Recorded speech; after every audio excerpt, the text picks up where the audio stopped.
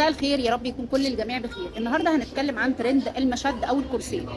في ناس كتير جدا جدا سالتني برايفت: يا دكتور، هو انا لو لبست المشد او الكرسي طول الوقت جسمي هيبقى ده شكله؟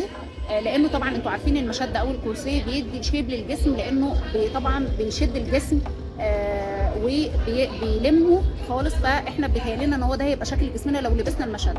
طب الاول نعرف ايه فايده العضلات في الجسم. العضلات ليها فايدتين في الجسم: الانقباض والانبساط، عشان تبتدي تتحرك وتبتدي ان هي تحرق الدهون. طيب احنا النهارده لما طول الوقت انت لابس المشد فانت عامل انقباض للعضلات، يعني انت مش مخليها قايمه بوظيفتها. فبالتالي على المدى البعيد من لبس الكرسي دوت هيحصل ترهل في العضلات، فبالتالي هيحصل لك ترهل في جسمك. فانت اذيت نفسك عشان شكل لحظي او شكل وقتي مش هيعالجك. وللاسف احنا فاكرين ان احنا لما هنلبس المشد هو هيشد جسمنا. الشده دي يا جماعه وقت ما احنا نكون لابسين، لذلك انت لما بتقلع المشد جسمك بيرجع لطبيعته عادي جدا. بالعكس، انت مع الوقت هيحصل لك ترهل. يبقى غير مفاهيمك. اللي بيخسس وبيشد الجسم هو النظام الغذائي، الرياضه، ان انت تشرب ميه كويس، ان انت تغير عاداتك الغذائيه واللايف ستايل بتاعك، هو ده اللي بيغير شكل جسمك. انما المشد بيحصل لك على لونج تايم قدام، بيحصل لك ترهل.